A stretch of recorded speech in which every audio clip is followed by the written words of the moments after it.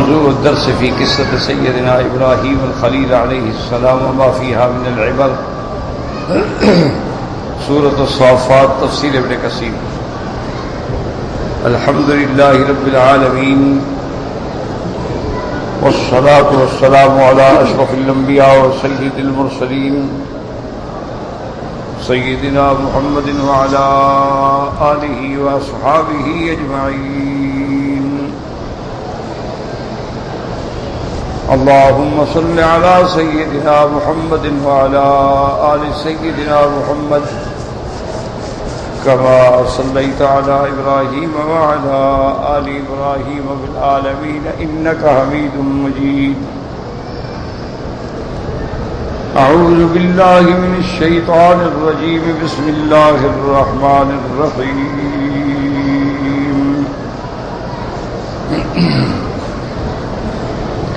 وَإِنَّ مِنْ شِيعَتِهِ لَإِبْرَاهِيمَ إِذْ جَاءَ رَبَّهُ بِقَلْبٍ سَلِيمٍ إِذْ قَالَ لِأَبِيهِ وَقَوْمِهِ مَاذَا تَعْبُدُونَ أَئِفْكًا آلِهَةً دُونَ اللَّهِ تُرِيدُونَ فما ظنكم برب العالمين فنظر نظرة في النجوم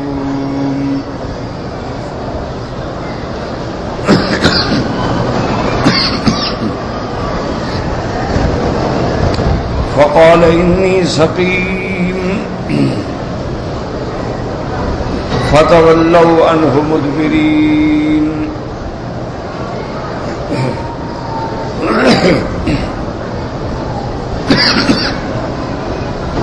فراغ إلى آلهتهم فقال ألا تأكلون ما لكم لا تنطقون فراغ عليهم ضربا باليمين فأقبلوا إليه يزفون قال أتعبدون ما تنحتون والله خلقكم وما تعملون قالوا ابنوا له بنيانا فألقوه في الجحيم فأرادوا به كيدا فجعلناهم الأسفلين. اللہ تبارک و تعالی نے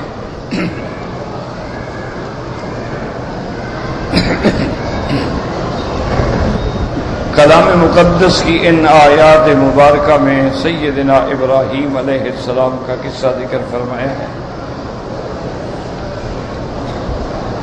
سب سے پہلے اللہ نے ارشاد فرمایا کہ وَإِنَّ مِنْ شِيعَتِهِ لَإِبْرَاهِيمَ، تو ضمیر حضرت نوح علیہ السلام کی طرف ہے کہ سیدنا ابراہیم علیہ السلام جو ہیں وہ بھی نوح علیہ السلام کے طریقے پہ تھے.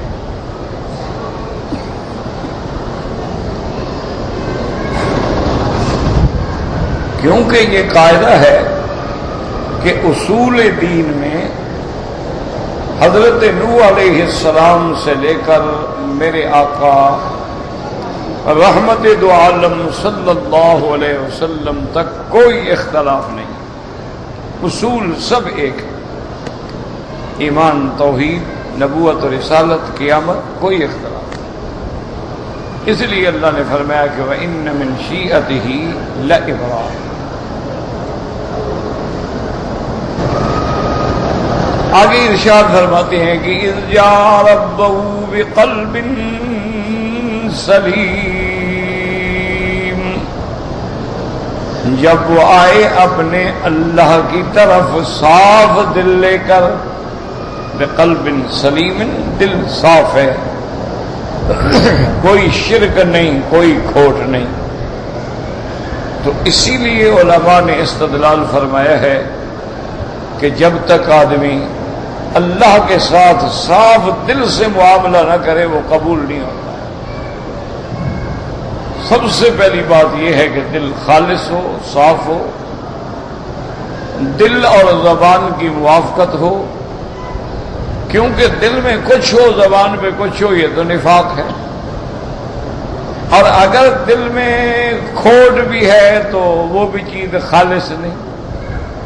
اس لیے اللہ نے فرمایا کہ ابراہیم علیہ السلام اذ جاء ربہ بقلب سلیم، خالص دل کے ساتھ اللہ کی طرف آئے،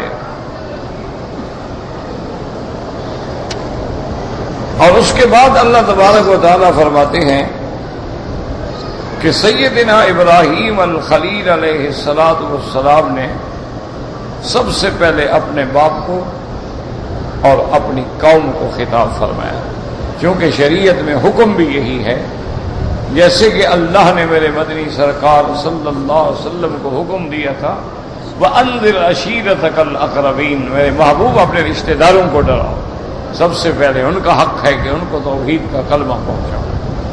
تو اس لیے سیدنا ابراہیم علیہ السلام نے بھی ابتدا جو ہے وہ اپنے گھر سے کی، فرمایا اذ قال لأبيه وقومه ماذا تعبدون، اپنے ابا سے اپنی قوم سے سوال کیا، یہ کس چیز کی تم عبادت کر رہے ہو، کیا کر رہے ہو؟ یہ جن کو تم اپنے ہاتھوں سے بناتے ہو، اپنے ہاتھوں سے سجاتے ہو، پھر یہ تمہارے سفارشی بن جاتے ہیں، کس کی تصویریں بنا رہے ہو، کس کی پوجا کر رہے ہو؟ اَإِفْكًا آلِهَةً دُونَ اللَّهِ تُرِيدُونَ، اللہ کو چھوڑ کے تم جھوٹے خدا بناتے ہو، جھوٹ کرتے ہو کہ یہ بھی خدا ہے، یہ بھی الہ ہے۔ فَمَا ظَنُّكُمْ بِرَبِّ العالمین، پھر تمہارا کیا گمان ہے خدا تمہارے ساتھ کیسا معاملہ کرے گا کہ تم اللہ کی توحید کو چھوڑ کر اللہ کے سوا غیروں کی عبادت کرتے ہو؟ اب اس میں اختصار ہے، یاد رکھیں، اصل مسئلہ یہ تھا کہ آپ نے قوم کو بڑا سمجھایا، لیکن قوم باز نہ آئی۔ قوم کے کچھ لوگ جو ہیں وہ تو بتوں کے پجاری تھے، اور کچھ لوگ جو ہیں وہ ستاروں کے پجاری تھے۔ یاد رکھیں کہ ستارے جو ہیں آسمان پہ، اس کو اللہ نے بغیر حکمت کے نہیں پیدا فرمایا، اللہ نے ان کے اندر بھی فوائد ہیں، منافع ہیں۔ اب جیسے دیکھو سورج ہے، اس کی گرمی سے، اس کی روشنی سے، اس کی تپش سے، اس کی حرارت سے پورا عالم فائدہ اٹھاتا ہے، تو ایک فائدہ ہے اس میں اللہ نے رکھا۔ اسی طرح اب چاند دیکھیں کہ اس کی روشنی کا تعلق جو ہے وہ سمندر کے مد و جزر سے ہے، جیسے جیسے چاند چڑھے گا اسی طرح سمندر چڑھے گا، اور جیسے چاند اترے گا وہ بھی اتر جائے گا۔ تو اللہ نے کوئی چیز بیکار تو نہیں پیدا فرمائی، اس میں خصائص ہوتے ہیں، اس میں صلاحیات ہوتی ہیں۔ اب سانپ ہے، زہر ہے، سب سے بڑا دشمن ہے انسان کا، لیکن اسی زہر سے ایسی دوائیں بنتی ہیں جو تریاک ہیں زہر کا، وہ بھی سانپ سے بنائی جاتی، اسی سانپ سے ایسی چیزیں بنائی جاتی ہیں جو کئی امراض میں فائدہ کرتی۔ تو اس لیے ہمیشہ یاد رکھیں کہ ستارے جو ہیں وہ بھی اللہ نے بیکار پیدا نہیں فرمائے، ان کو اللہ نے زینت بنایا ہے، ان کو اللہ نے علامات وبالنجم هم يهتدون، تمہارے راستے کو معلوم کرنے کا ذریعہ بنایا ہے۔ انہی کو اللہ تبارک و تعالی نے رجوما للشیاطین، شیطان کو مارنے کے لیے تیر بنائے ہیں، آگ کے شعلے بنائے ہیں، کہ جب شیاطین الجن ملائکہ کی بات سننا چاہتے ہیں فَأَتْبَعَهُ شِهَابٌ ثَاقِبٌ، تو اللہ تبارک و تعالی ان کے لیے یہ انتظام ہے کہ وہ ستارے جو ہیں شہاب شعلہ جوالا بن کے اس کو یا جلا دیتے ہیں، یا اس کو جب لگتے ہیں تو وہ پاگل ہو جاتا ہے اور وہ فرشتوں کی بات کو یاد نہیں رکھ سکتا ہے۔ تو ستارے بھی ایسے ہیں، لیکن ان میں نفع نقصان ڈھونڈنا جو ہے یہ غلط ہے۔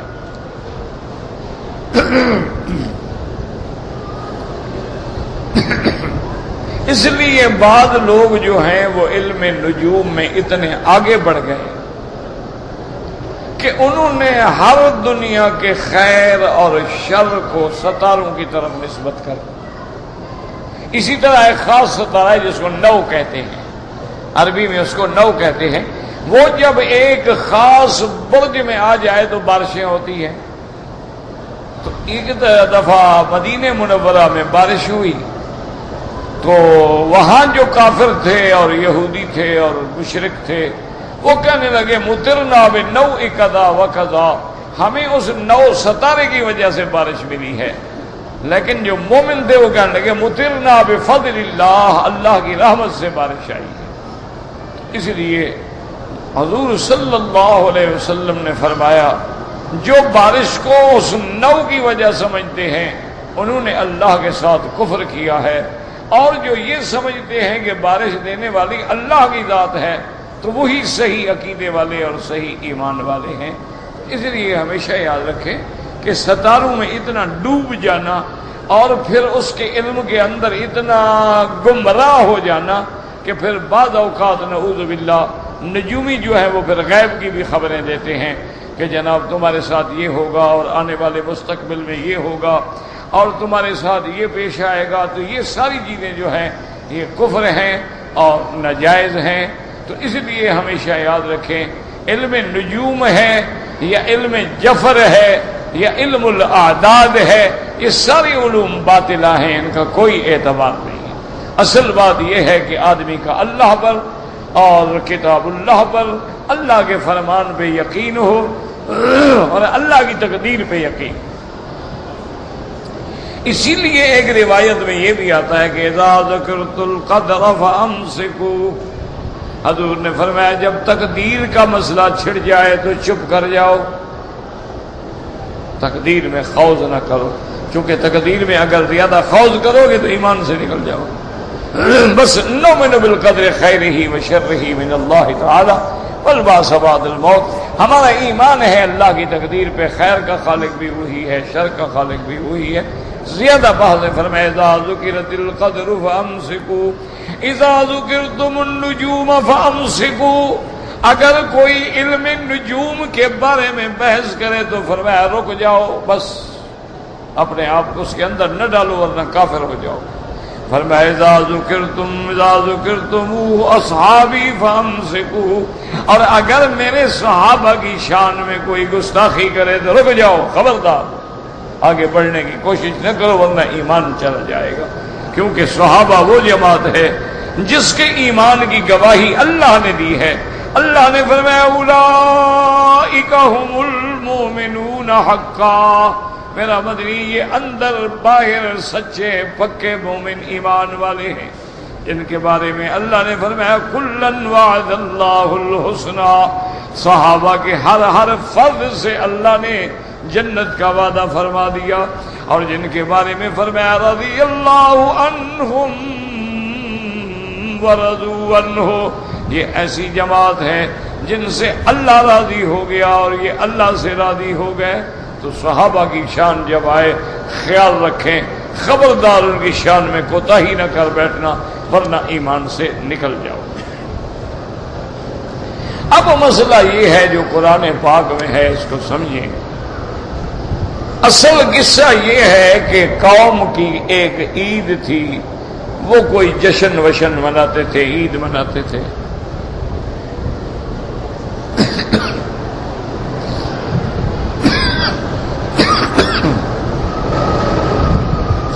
تو قوم کے کچھ نمائندہ لوگ جو تھے وہ حضرت ابراہیم علیہ السلام کے پاس آئے،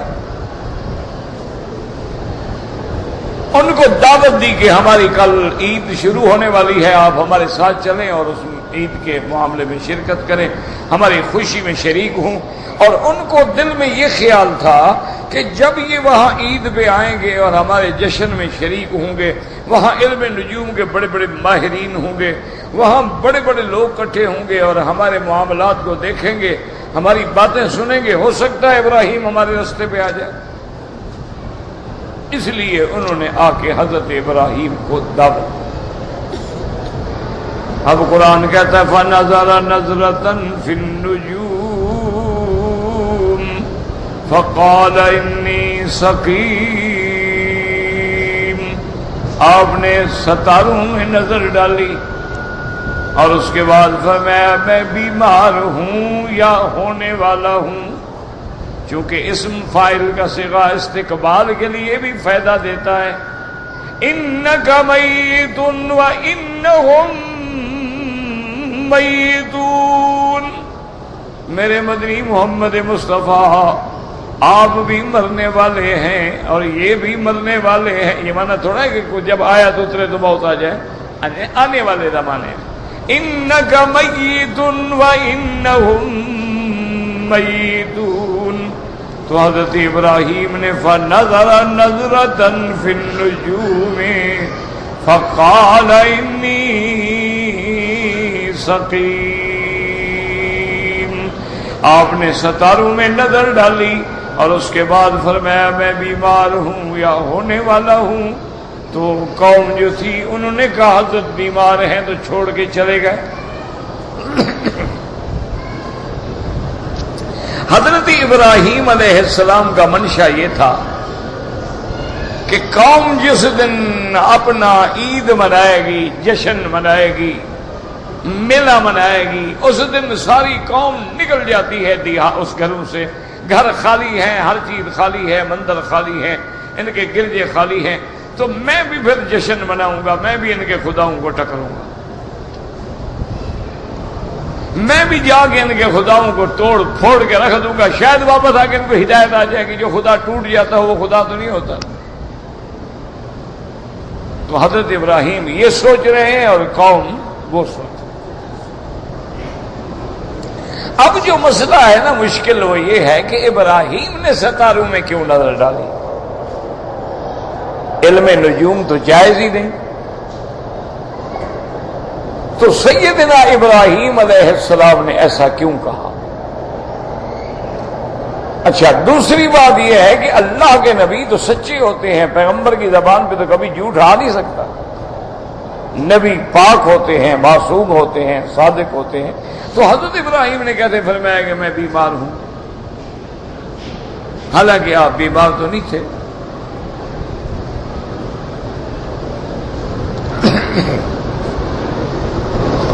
اس لیے علماء نے، مفسرین نے بڑی لمبی طویل بحثیں ان آیات پہ لکھی ہیں اور جواب دینے کی کوشش کی ہے۔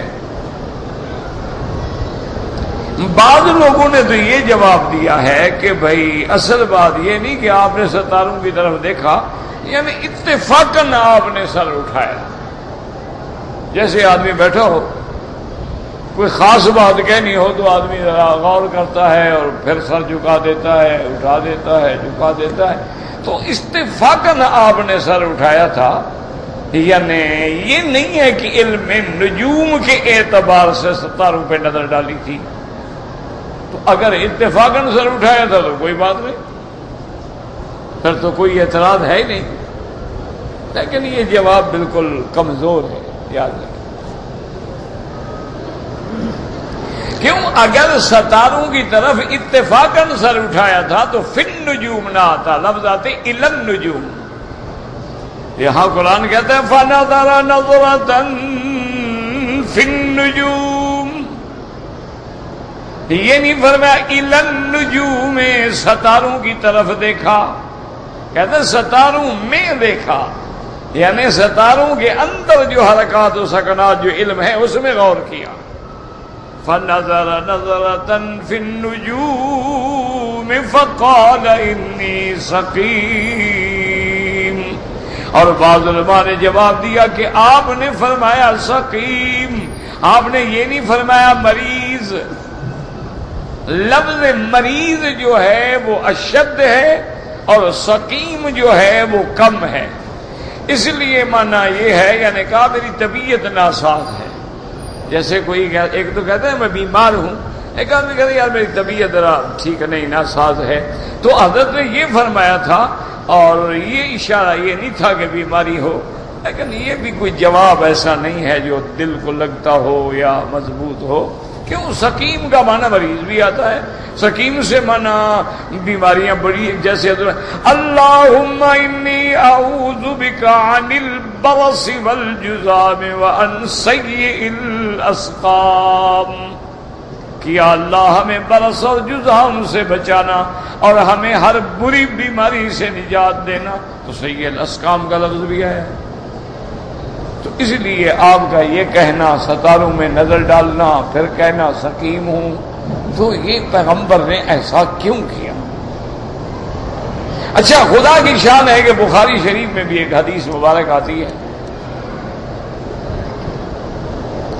اس میں بھی یہ آتا ہے کہ سیدنا ابراہیم علیہ السلام نے لم یکذب ابراہیم علیہ السلام غیر ثلاث کذبات، اس حدیث میں یہ لفظ ہے کہ ابراہیم نے زندگی میں کبھی جھوٹ نہیں بولا مگر 3 جھوٹ بولے،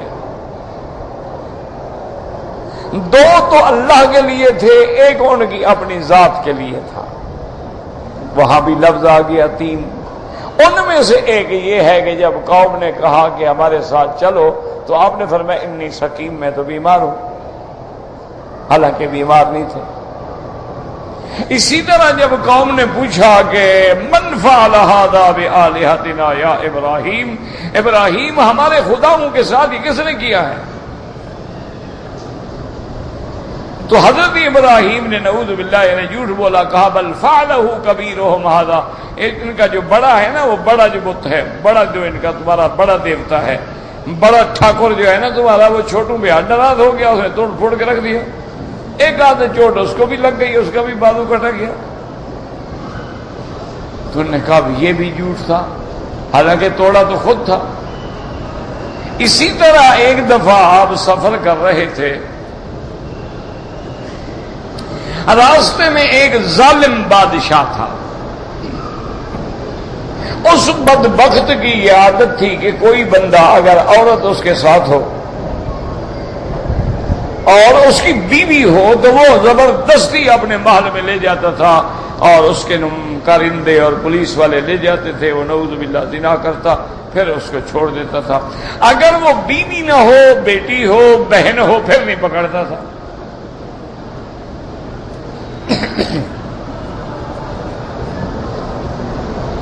اس کی وجہ تھی، وہ یہ سمجھتا تھا کہ اگر کسی کنواری لڑکی کو، بغیر شادی شدہ لڑکی کو، کسی کی بہن کو اگر میں زنا کروں اور میرا نطفہ ٹھہر جائے تو پھر بادشاہ، اگر لڑکی ہو تو پھر تو میری لڑکی جا کے دوسرے ملکوں میں دھکے کھائے گی نا، اگر لڑکا ہو تو بادشاہ کا لڑکا ذلیل ہو گیا نا۔ شادی شدہ عورت ہے ٹھیک ہے، کوئی فرق بھی نہیں پڑتا ہے۔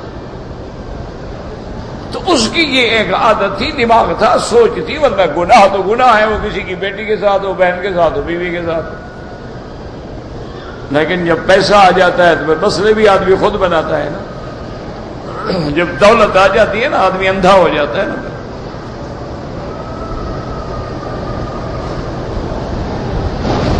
تو آپ کو جب اس کے کارندوں نے آپ کے پکڑا کہ یہ کون ہے، تو آپ نے اپنی بیوی سے کہا کہ دیکھو میں ان کو کہوں گا میری بہن ہے، تم بھی یہی کہنا میرا بھائی ہے۔ بی بی سارا تھی، انہوں نے پوچھا، انہوں نے کہا ہاں ہاں میری بہن ہے۔ بادشاہ کے پاس لے گئے، ہاں کون ہو تم؟ انہوں نے کہا میں اس کی بہن ہوں۔ لیکن چونکہ بی بی سارا کو اللہ نے بڑا جمال دیا تھا، بادشاہ کی نیت خراب ہو گئی،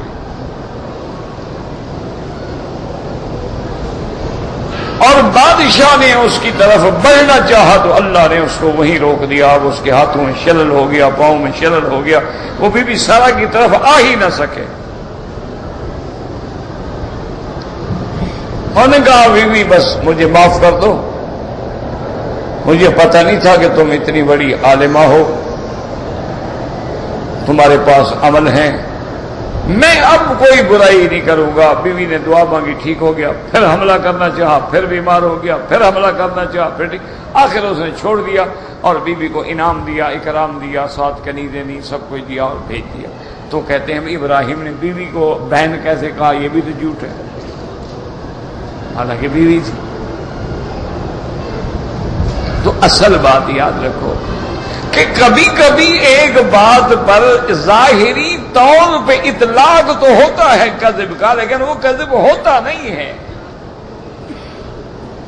لیکن چونکہ بولنے والے کی شان بہت بڑی ہے تو اس کو اس لفظ سے تعبیر کر دیا گیا، ورنہ انبیاء کبھی جھوٹ نہیں بولتے۔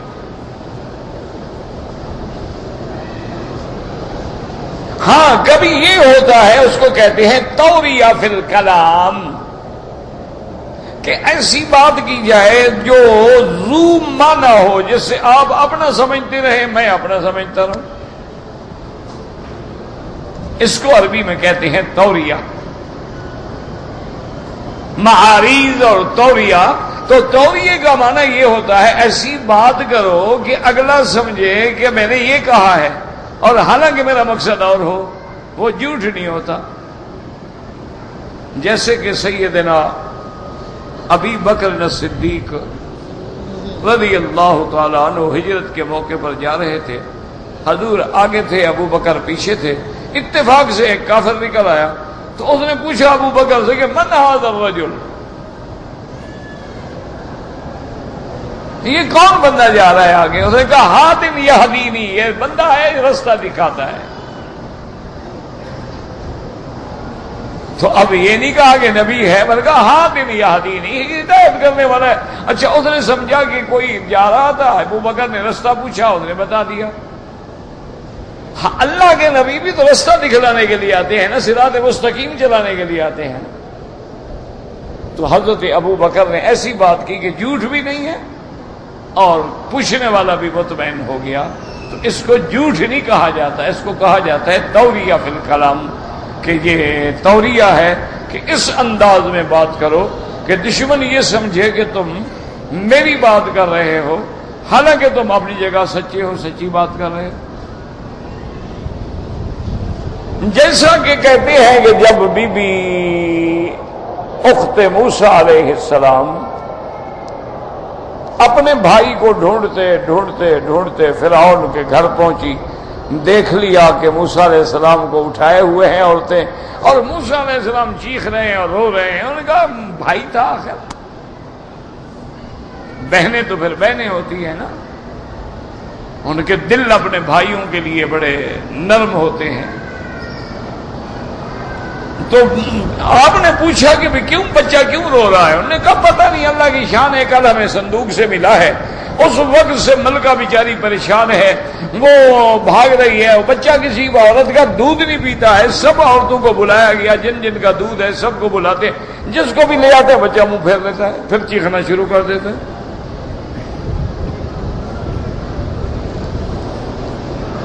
انہوں نے کہا اچھا یہ بات ہے؟ انہوں نے کہا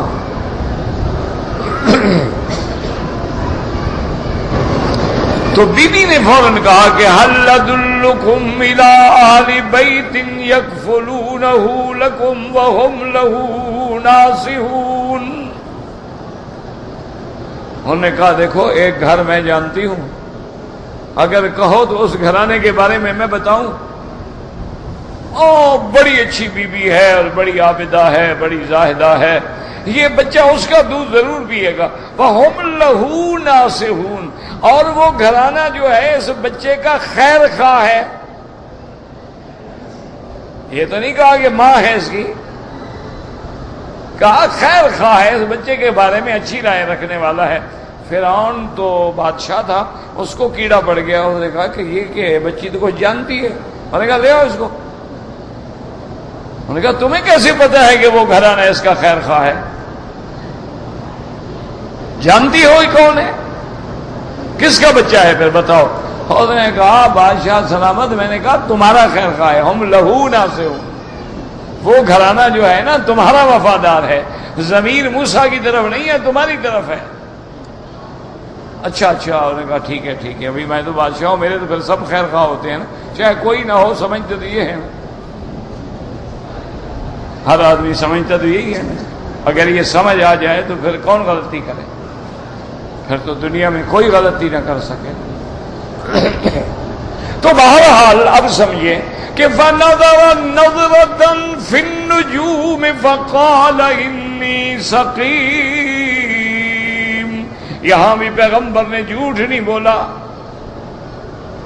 فنظر، آپ نے دیکھا، چونکہ یہ بدبخت ستاروں کے بڑے موتقد تھے، حضرت ابراہیم نے ان کے عقیدے کے مطابق ان کو اندھیرے میں رکھنے کے لیے نظر ڈالی۔ یہ تھوڑا ہے کہ معلومات کیے یا بتایا یا خبر دی کہ فلاں ستارہ فلاں برج میں ہے، فلاں برج فلاں ستارہ، یہ تو نہیں کہا نا، صرف نظر ڈالی نا، تاکہ یہ سمجھیں کہ ابراہیم علیہ السلام بھی جانتا ہے۔ کوئی بڑی اہم بات ہو تو یہ بھی ستاروں کو سمجھتا ہے۔ فقال انی سقیم، فرمایا میں مریض ہوں، میں بیمار ہونے والا بھی ہوں۔ کیا مانا؟ یہ ظاہری بیماری نہیں تھی، یہ روحانی بیماری تھی۔ میں تمہارے شرک کی وجہ سے، کفر کی وجہ سے، تمہارے انکار کی وجہ سے، تمہاری بت پرستی کی وجہ سے، تمہارے نجوم پرستی کی وجہ سے روحانی طور پہ بیمار ہوں۔ جیسے اللہ نے میرے مدنی صلی اللہ علیہ وسلم کو فرمایا فَلَعَلَّكَ بَاخِعٌ نَفْسَكَ، میرا مدنی کیا آپ جان دے دیں گے یہ جو ایمان نہیں لاتے؟ آپ کیوں غم کرتے ہیں؟ آپ کیوں اپنی جان کھپا رہے ہیں؟ نہیں مانتے نہ مانے دفعہ، میرا محبوب آپ کیوں اپنی جان دے رہے ہیں؟ فَلَعَلَّكَ بَاخِعٌ نَفْسَكَ، اور کہیں اللہ فرماتے ہیں وَلَقَدْ نَعْلَمُ أَنَّكَ يَضِيقُ صَدْرُكَ بِمَا يَقُولُونَ، میرا مدنی ہم جانتے ہیں کافروں کے کفر سے، مشرکوں کے شرک سے، مکذبین کی تکذیب سے آپ کا دل بڑا تنگ ہوتا ہے، ہم جانتے ہیں، لیکن آپ غم نہ کریں، آپ میری تسبیح کریں، میری تحمید کریں، اپنے آپ کو ذکر میں تسبیح میں ڈال لیں۔ وَسَبِّحْ بِحَمْدِ رَبِّكَ وَكُن مِّنَ السَّاجِدِينَ وَاعْبُدْ رَبَّكَ حَتَّى يَأْتِيَكَ الْيَقِينُ۔ تو حضرت ابراہیم بھی تو قلبی اور روحانی طور پہ بیمار تھے کہ باپ شرک میں ہو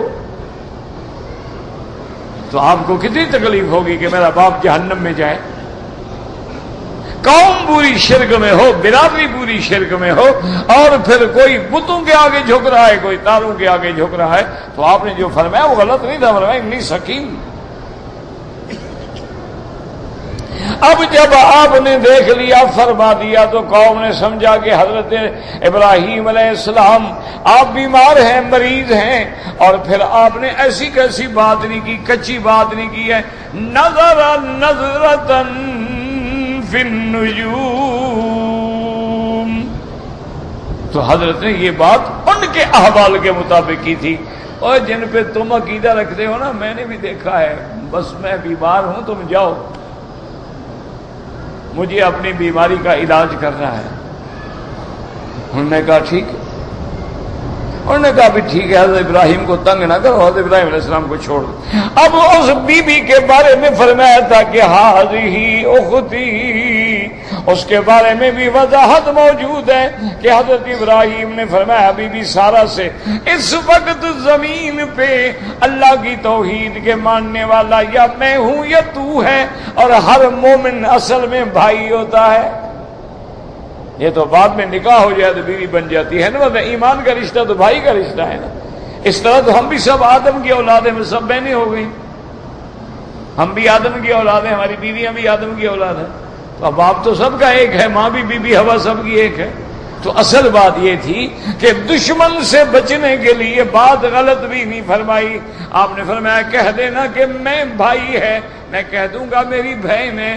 انما المؤمنون اخوۃ، ایمان والے بھائی ہوتے ہیں، اور اس وقت اور کوئی ایمان والا نہیں۔ اس میں بھی جھوٹ نہیں تھا، ایک ظاہری رنگ جو ہے وہ ایسا تھا۔ اب اسی طرح دیکھیں کہ جب انہوں نے پوچھا کہ من فعلہ ھذا بآلہتنا انہ لمن الظالمین، جب میلہ کر کے جشن کر کے فارغ ہو کے آئے اور اپنے مندر میں گئے، اب مندر میں داخل ہوئے تو کیا دیکھتے ہیں کہ ہمارے خدا تو سارے ٹوٹے پھوٹے پڑے ہیں، کسی کی ٹانگیں نہیں ہیں، کسی کے بازو نہیں ہیں، کسی کی گردن نہیں ہے، کسی کی آنکھیں نہیں ہیں، سب دیکھ کے کھڑے ہیں اور کہتے ہیں پتہ نہیں کس ظالم نے ظلم کیا ہے۔ کہ ہمارے خداؤں کو توڑ ڈالو. آج بھی کسی کی قبر کو ذرا نیچے کرو، کیا کہتے ہیں؟ کر کے دیکھو تجربہ کرو، گنجا کر دیں، مار مار کے جمرۃ الاقبہ بنا دیں گے. قبریں توڑتا ہے وہاں بھی. اور قبریں تو نبی نے توڑی ہیں، ہم نے تو نہیں توڑی. وہ تو اللہ نے، اور توڑوائی بھی حضرت علی سے ہیں. کہنے والے نبی ہیں اور توڑنے والا اولیاء کی ولایت کا سرچشمہ ہے. آپ نے فرمایا علی جاؤ مکے میں، اللہ تذا قبرا مشرفا الا سویتہ، جو قبر اونچی ہو زمین سے برابر کر دینا، ولا تمثالا الا مسحتہ، اور جو بت ہوں، جو تصویریں ہوں، سب کو مٹا ڈالنا. یہ سارا شرک مٹا ڈالو، اگلے سال محمد حج کرے گا. یہ حکم دینے والا تو محمد مصطفیٰ ہے، توڑنے والے حضرت علی ہیں. تم وہابیوں پہ کیوں ناراض ہو بھائی؟ غصہ کرنا ہے حضرت علی پہ کرو، غصہ کرنا ہے اللہ کے نبی پہ کرو. وہابی بیچاروں کا کیا قصور ہے؟ ہم نے تو کبھی قبر کو ہاتھ ہی نہیں لگایا، توڑیں گے کیا؟ ہم تو ہاتھ ہی نہیں لگاتے، توڑنے کے کیا جائیں گے؟ تو اس لیے آپ سمجھیں کہ جب حضرت ابراہیم کی قوم نے دیکھا کہ خدا ٹوٹ پڑے ہیں، عجیب خدا ہے نا، خدا ٹوٹے ہیں. اب جناب کہنے لگے ہاں اور تو کوئی نہیں، ہو ایک بندہ ہے وہی خطرناک باتیں کرتا ہے. سمینا فتى يذكرهم يقال له ابراہیم. ہمیشہ یاد رکھیں، تاریخ بتاتی ہے کوئی ایک ہی بندہ اٹھتا ہے جو کفر کو ہلا دیتا ہے، اٹھتا ایک ہی ہے. پھر جب آدمی چلتا ہے تو لوگ یوں ملتے گئے اور کارواں بنتا گیا. اس سرزمین میں ایک اکیلا محمد مصطفیٰ، کوئی بھی ساتھ نہیں ہے. غار میں بھی اکیلا ہے، وحی کے وقت بھی اکیلا ہے، آنے کے وقت بھی اکیلا ہے. وحی کے بعد کوئی جگہ ہی نہیں ہے ماں سوا کے بی بی کے پاس آ جائے. لیکن پھر اللہ نے کیسے شان دی، ساری دنیا پہ دین محمد چھا گیا. یہ تو جب سے تم نے حضور کے دین سے غداری کی ہے ذلیل ہو رہے ہو. وہ معزز سے زمانے میں مسلمہ ہو کر اور تم خوار ہو آج تارک قرآن ہو کر. تو اب جناب انہوں نے کہا کہ ہاں سمینا، ہم نے سنا ہے. فتى يذكرهم، وہ جو ایک نوجوان ہے نا، یقال له ابراہیم، جس کے ابراہیم لوگ کہتے ہیں، یہ اسی کا کام لگتا ہے، وہی ایسی باتیں کرتا تھا، اور تو کوئی بندہ نہیں ہے مخالف ہمارا. انہوں نے کہا بھی چلو ابراہیم علیہ السلام سے پوچھتے ہیں. ساری قوم اکٹھی ہو کے بڑے بڑے سارے آ گئے. اور جناب بڑا ان کو غصہ ہے، غضب ہے، ان کا خدا توڑ دیا.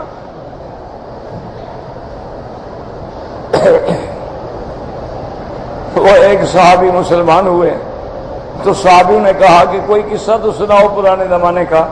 انہوں نے کہا یار لوگ کہتے ہیں کہ بتوں سے فائدہ نہیں ہوتا، میرے بت نے مجھے بڑا فائدہ پہنچایا. کہتے ہیں ایسے یار مسلمان تم کہتے ہو کہ بت کوئی فائدہ نہیں دیتے، یہ دیوی دیوتا کوئی فائدہ نہیں دیتے، میرے بت نے مجھے بڑا فائدہ دیا. انہوں نے کہا وہ کیسے؟ انہوں نے کہا میں ہمیشہ اپنا صنم، اپنا بت ساتھ رکھتا تھا تاکہ سفر میں، حضر میں جہاں گیا بت آگے رکھا، اس کی عبادت کر لی، پھر بیگ میں خدا کو رکھا، چل پڑے. بندہ خدا کو اٹھا کے جا رہا ہے.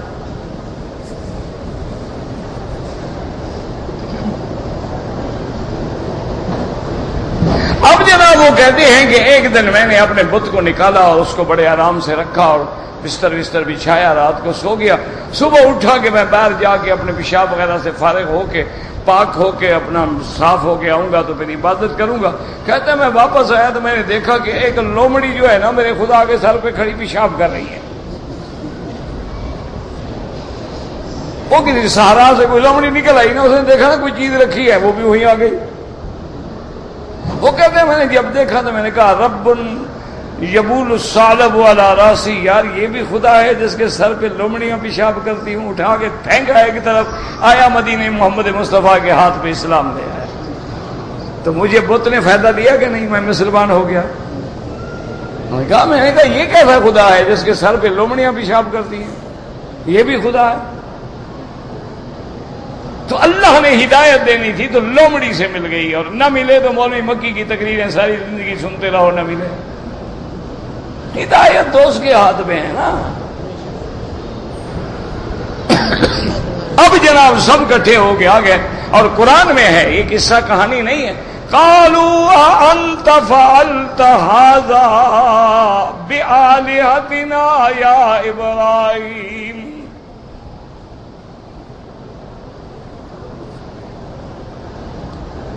انہوں نے کیا کہا؟ انت فعلت، تم نے کیا یہ کام، انت فعلت هذا بآلهتنا یا ابراہیم۔ ایک ہمارے مولوی صاحب تھے، اللہ پتہ نہیں زندہ ہے مر گئے، بہرحال زندہ ہے تو اللہ ہدایت دے، وہ تقریر کر رہا تھا، وہ کہنے کا یہ وہابی کہتے ہیں یا رسول اللہ نہ کہو، یا نبی نہ کہو، دیکھو قرآن کہتا ہے، وہ کہہ رہے ہیں انت فعلت ھذا بآلہتنا یا ابراہیم۔ تو جب یا ابراہیم کہنا جائز ہے تو یا محمد کہنا کیوں جائز نہیں؟ میں نے کہا مولوی صاحب ذرا یہ بھی بتا دو لوگوں کو، کہنے والے مسلمان تھے کہ کافر؟ اب مولوی صاحب کی بلغم یہی کھڑی ہو گئی، وہ بدبخت تو کافر کہہ رہے ہیں، مسلمان تو نہیں کہہ رہے ہیں۔ اور پھر ابراہیم زندہ سامنے کھڑا ہے، اس وقت یا ابراہیم کہنے میں کیا حرج ہے؟ جب حضور موجود ہوتے تھے صحابہ آتے تھے کہ یا رسول اللہ، تو سامنے بیٹھے ہیں، کوئی منع نہیں۔ بات تو ہے کہ غائبانہ ندا، آپ کی وفات کے بعد کسی کو غائبانہ ندا کر کے پکارا جائے، یہ شرک ہے۔ سامنے تو آپ بھی کہیں گے یا مکی یا فلان یا فلان یا فلان یا خویا یا ابویا یا ولد، یا کیا ہے، کوئی مسئلہ ہی نہیں ہے۔ لیکن قوموں کو دھوکہ دیتے ہیں۔ دیکھو قرآن ہے کہ یا ابراہیم، اب ابراہیم علیہ السلام نے کہا تو یاد رکھو یہ جھوٹ نہیں ہے، یہ جھوٹ نہیں بلکہ یہ تو مسئلہ سمجھانے کا طریقہ ہے۔ ابراہیم نے ایسا طریقہ اختیار کیا کہ ایسا جواب دوں ان کو کہ پھر ان کے سر پہ آگے آخری کلہڑا مارنا ہے۔ قال بل فعلہ کبیرہم، یہاں سے معلوم ہوتا ہے وہ لے آئے ابراہیم کو منتر کے پاس، کیونکہ یہ ہاتھا کا اشارہ ہے۔ ہم نے فرمایا یہ جو بڑا ہے تمہارا، یہ جو بڑا ہے نا، یہ ساری تم ان کے آگے جو مٹھائیاں رکھتے ہو، کھانے رکھتے ہو، نظریں چڑھاتے ہو، حلوے چڑھاتے ہو، دیگیں چڑھاتی، یہ سارے چھوٹے کھا جاتے ہیں، بڑا بیچارہ بیٹھا رہتا ہے۔ وہ ادب میں بیٹھا رہتا ہے کہ چلو یار کھانے تو چھوٹے ہیں، لیکن بڑے کا خیال ہی نہیں کرتے۔ آج اس کو غصہ آ گیا، اس نے توڑ دیا سب کو۔ تو یہ تو تمہاری ہوئی نظروں شدروں کا چکر ہے۔ تم جو آگے ان کے سامنے مٹھائیاں رکھتے ہو اور چڑھاوے چڑھاتے ہو، آج بڑے کو غصہ آ گیا۔ آگے پھر ابراہیم علیہ السلام دیکھو نا، اتنا نہیں کہا، آگے فوراً کہہ دیا فَاسْأَلُوهُمْ إِن كَانُوا يَنْطِقُونَ۔ آپ نے فرمایا ان سے پوچھو کہ کس نے مارا ہے، اگر یہ بولتے ہیں کہ وہ زخمی تو چیختے ہیں، چیخ چیخ کے کہتے ہیں ہمیں فلاں نے مارا ہے، تم بھی پوچھو نا، ان سے پوچھو۔ تھوڑی دیر غور کیا، پھر آگے کہنے کہ ابراہیم علیہ السلام بات سنو، ایک تو ہمارے خداؤں کو تم نے توڑ ڈالا ہے، دوسرا ہمیں پاگل بھی بناتے ہو۔ ابراہیم نے کہا میں نے کیا پاگل بنایا بھائی؟ نے کہا آپ جو کہتے ہیں ان سے پوچھے، یہ بلا بولتے، یہ بولنے والے ہیں جو ان سے پوچھے۔ نے کہا اف لکم، اب آ گیا مقام، ٹارگیٹ آ گیا ضرب مارنے کا۔ اب لے آیا ابراہیم پوری قوم کو اس جگہ کہ اب یہاں میں نے لوہا گرم کر کے اب چوٹ لگانی ہے۔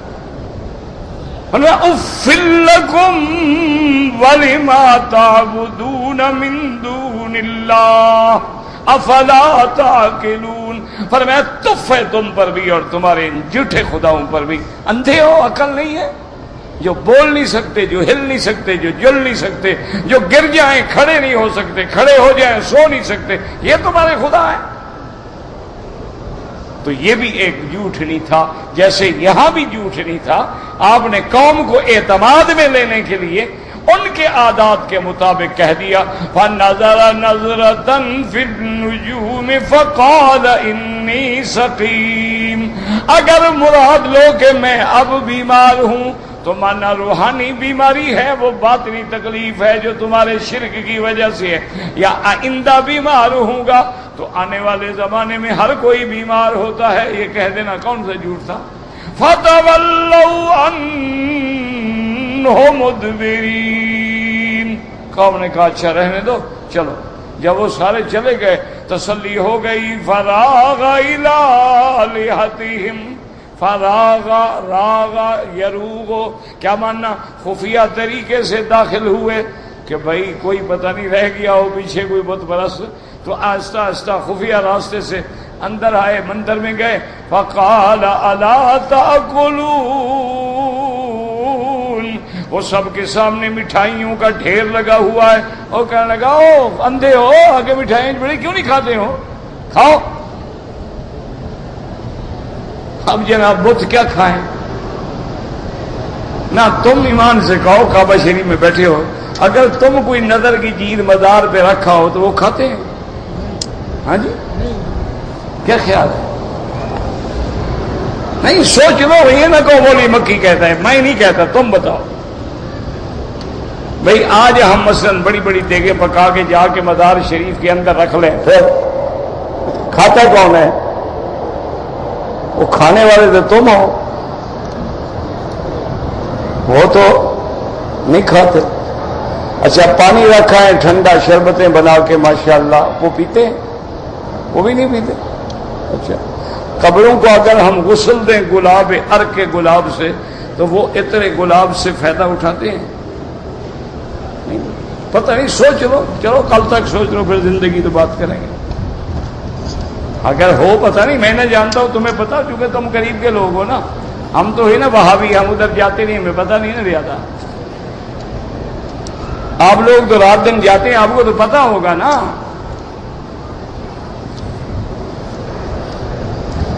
کہتے ہیں جی کہ بہرحال اگر داڑھی یا سر کو آپ نے کالا کرنا منع ہے شریعت میں، یاد رکھو،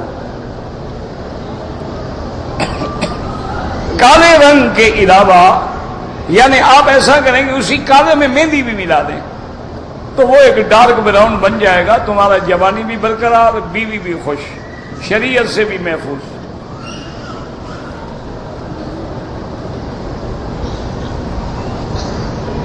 ایسے بھائی یہ جھوٹی جوانیاں ہیں، بیوی کو تو پتہ ہوتا ہے، لاکھ کالا کرو لاکھ سفید کرو، اس کو تو پتہ ہوتا ہے تم کتنی بڑے جوان ہو، خام خواہ لوگوں کو دھوکہ دے رہے ہو۔ بیوی کے تو لوگ نام لیتے ہیں، بیوی کو تو پتہ ہے جناب کی جوانی کا بھی بڑھاپے کا بھی۔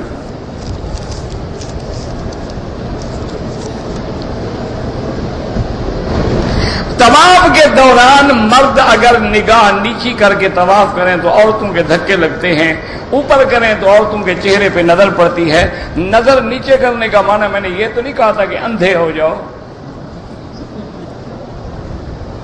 یہ کس نے کہا تھا آپ کو؟ میں نے یہ نہیں کہا نیچ کے معنی یہ آنکھیں بند کر دو، نیچے نظر ہو تو الحمدللہ، نہ دھکے لگتے ہیں نہ کچھ ہوتا ہے، نیت خراب نہ ہو۔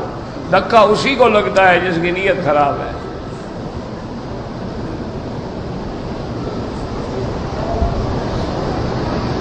اللہ کے بندے، نیچے دیکھنے کا معنی یہ تھوڑا ہوتا ہے کہ بس آپ نیچے دیکھ رہے ہیں، ادھر ادھر نہ دیکھیں، ملا اب میں یہاں نیچے دیکھ رہا ہوں کہ سارا نظر آ رہا ہے، کیسے دھکے لگتے؟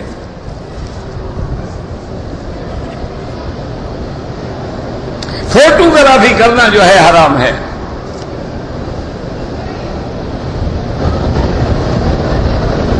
کہتے ہیں جی کہ انڈین گورنمنٹ جو ہے وہ حاجیوں کو سبسڈی دیتی ہے، مدد دیتی ہے، بالکل لینا چاہیے، کیوں نہ لیں؟ کیا وجہ ہے کیوں نہ لیں؟ بارہ بالکل لینا چاہیے، اتنا آپ کا کرایہ کم ہو جاتا ہے نا، بس اتنا فائدہ ہوتا ہے۔ مثلا ہوائی جہاز کا کرایہ ہے 40,000، اچھا خدا کی شان دیکھو، کافر حکومت عمرے حج میں کرایہ گھٹا دیتی ہے، ہمارے مسلمان بڑھا دیتے ہیں۔ اب فیصلہ تم کرو، ہم کیا کریں؟ ہم کہیں گے تو زیادتی ہوگی، یعنی کفار کی حکومت ہے، ہندو کی حکومت ہے، وہ جب حج کا موقع آئے گا کرایہ گھٹا دیں گے، عمرے کا سیزن آئے گا کرایہ گھٹا دیں گے۔ وہ کہتے ہیں ہمارا فائدہ ہے کہ آگے پیچھے مثلا مہینے میں جاتا ہے 10,000، عمرے سیزن میں جاتا ہے 50,000، کرایہ ہم نے گھٹا دیا، گاہک بڑھ گیا، ہمارا نقصان نہیں، ہمیں تو فائدہ ہوتا ہے، ہمارا کیا نقصان ہے؟ تو ہم کیوں نہ رعایت دیں مسلمانوں کو؟ اگر وہ حج پہ جا رہے ہیں تو اگر حج پہ جا رہے ہیں، اب دیکھیں نا مثلا آپ کسی بھی ملک کی ایئر لائن میں چلے جائیں، 12 ٹکٹ خریدیں تو آپ ایک ٹکٹ جو ہے وہ کمیشن میں دیں گے، تو ہم تو انڈین مسلمان تو ان سے 1,60,000 ٹکٹ خرید رہا ہے، کیوں نہ رعایت دیں؟ مسلمان کہتے ہیں مرغا قسمت سے پھنسا ہے، مکے مدینے کے نام پہ ذبح کرو اس کو اچھی طرح ماشاءاللہ، کھا پی کے آخر میں توبہ کر لیں گے، بس اور کیا ہے۔ بالکل لینا چاہیے، اللہ سے رحمت کے دعا کریں، اللہ ہمارے لوگوں کو بھی ہدایت کر دے۔ آج پتہ ہے آپ کا کرایہ کہاں پہنچ گیا ہے؟ پتہ ہے 24,000 جو کرایہ تھا اب 60,000 پہ پہنچ گیا، اور وہ کافر وہی کرایہ لے رہے ہیں۔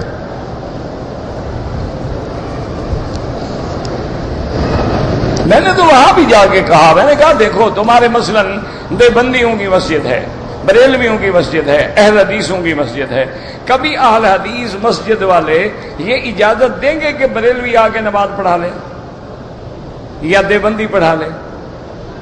اچھا کبھی بریلوی اجازت دیں گے کہ کوئی دیوبندی آ کے نماز پڑھا لے یا کوئی وہابی آ کے نماز پڑھا لے، اہل حدیث پڑھا لے؟ میں ایک دفعہ کراچی میں میری نماز جا رہی تھی تو ٹریفک میں جام ہو گئی، گاڑی جام ہو گئی، تو عصر کی نماز جانے والی تھی۔ میں نے ان سے پوچھا خدا کے بندے یہاں تو مسجد ہے قریب میں؟ انہوں نے کہا حضرت مسجد تو ہے لیکن وہ تو حلوائی والوں کی ہے، بریلویوں کی ہے، مبتدیہ کی ہے، تو وہاں کیسے آپ نے؟ میں نے کہا یار کسی کی ہے، خدا کا گھر ہے، خدا کا خوف کرو، میری نماز چلی جائے۔ یہ کیا بات ہے کہ بریلویوں کی ہے، فلانے کی ہے؟ مسجد تو ہے نا، خدا کا گھر ہے۔ میں نے جناب جلدی جلدی بھاگا، 2 آدمی اور بھی میرے ساتھ اترے، ہم نے مسجد میں جا کے جماعت کر لی، جلدی بھی 2 مسافر ہیں، 2 رکعت پڑھ لیں۔ ہم نماز پڑھ رہے تھے تو سارا بازار اکٹھا ہو گیا، او مولوی مکی وہاں بھی ہماری مسجد میں کیسے آ گیا؟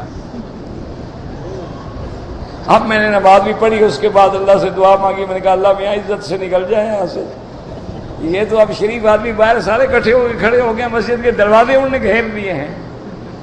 لیکن بہرحال اللہ عالم، ان کے دل میں اللہ نے حرم کی وجہ سے عزت ڈالی، اللہ ان کو جزا دے، ہدایت دے، بڑی محبت سے ملے، کہنے لگے ہمیں تو خوشی ہوئی ہے کہ آپ ہمارے پاس آئے ہیں، تو لیکن ہم حیران ہو رہے تھے کہ ہماری وجہ سامنے جھنڈے لگے ہوئے ہیں، غوث اعظم کے پنچے لگے ہوئے ہیں۔ انہوں نے کہا یار میں نے نماز پڑھ لی ہے بس۔ انہوں نے کہا مغرب بھی پڑھا دیں تو مہربانی ہوگی آپ کی، ہمیں بالکل خوشی۔ میں نے کہا بڑی بات ہے، ان کی بڑے حوصلے کی بات ہے، یہ ان کے بڑے حوصلے کی بات ہے، اللہ ان کو جزائے خیر دے اور اللہ ہدایت دے۔ میں تو ان کی ہدایت کے لیے دعا کرتا ہوں۔ اچھا خدا کی شان ہے، پوری بازار ہی ان کی تھی، ان میں وہ سارے وہی تھے، ہر بازار دکان پہ لگے ہوئے تھے نا تصویریں وغیرہ، اندازہ تو ہو جاتا ہے۔ اگر آپ قطر سے آئے ہیں عمرے پر، آپ اکیلے نماز پڑھیں گے تو آپ مسافر ہیں، قصر کریں گے، امام کے پیچھے پڑھیں گے تو پوری پڑھیں گے۔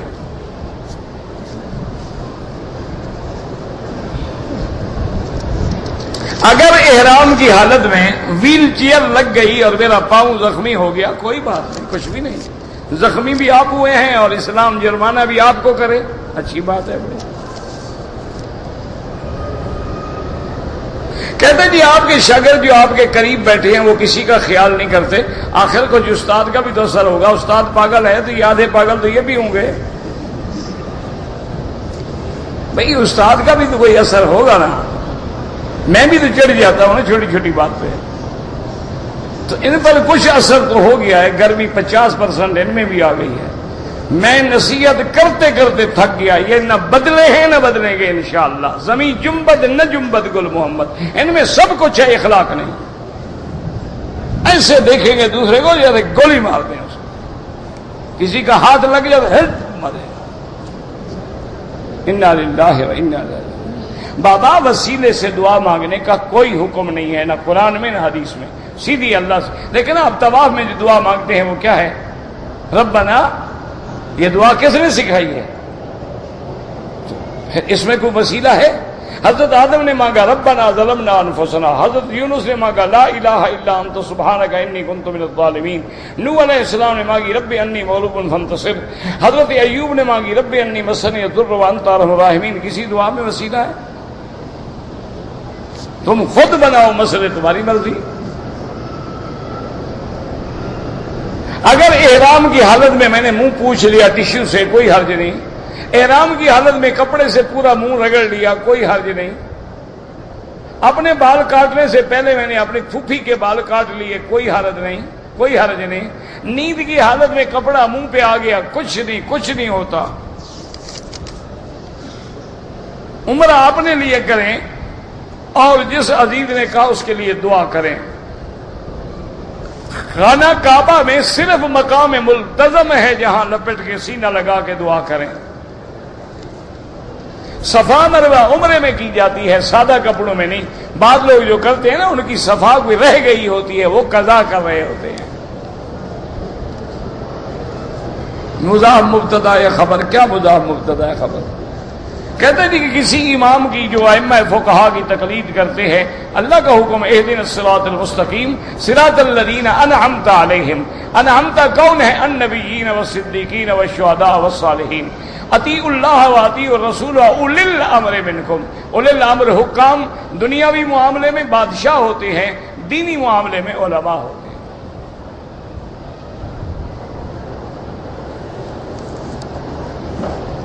اگر ایک آدمی نے 7 چکر لگائے ہیں، شک بڑھ جائے کہ 6 ہے، ایک اور لگا لے، بس کوئی مسئلہ نہیں۔ اگر بھول کے 8 چکر لگا دیے، کوئی حرج نہیں۔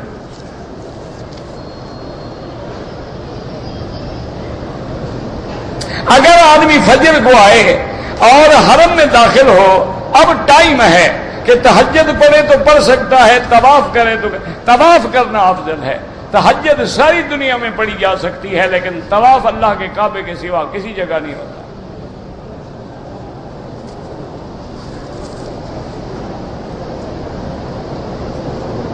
آپ اپنی ملازمت کے لیے اگر باہر جاتے ہیں اور سفر جو ہے 48 میل یعنی 78 کلو ہوتا ہے، تو مسافر ہیں، نماز قصر پڑھے۔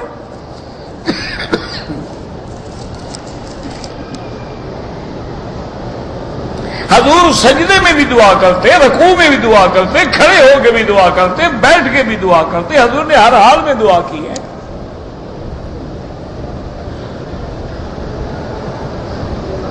عورت اپنے ماں باپ بھائی سسرال میں پتہ نہیں نماز پڑھیں کیا کریں، بہرحال اگر اصلی گھر میں جائے تو وطن اصلی ہے، پھر پوری نماز پڑھے۔ اگر اور رشتہ داروں کے گھر میں جائے، مسافر ہے، قصر نماز پڑھے۔ توبہ کا طریقہ کیا ہے؟ بس اللہ کے آگے اکیلے میں دل پاک ہو، 2 رکعت پڑھ کے گر جاؤ اور توبہ کر لو، بس۔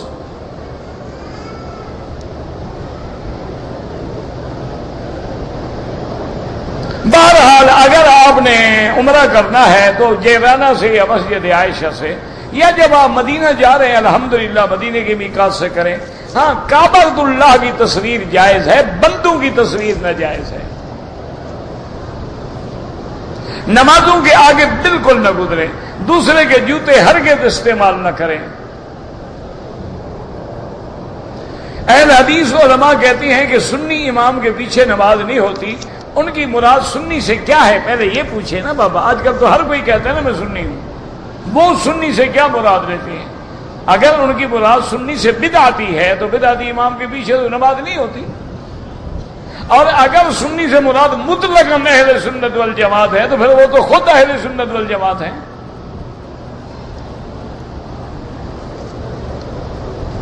رفع یدین جو کرتے ہیں ان کی بھی نماز درست ہے، جو نہیں کرتے ان کی بھی درست ہے۔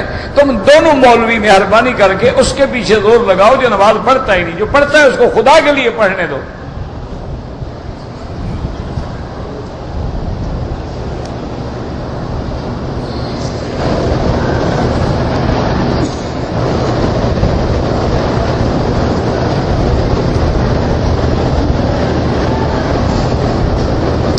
جب کوئی آدمی حج کرتا ہے، لوگ حاجی کہتے ہیں، تو لوگ کہتے ہیں نا، نہیں کہنا چاہیے، ویسے حاجی ہے تو کوئی فرق نہیں اگر کہہ دیں۔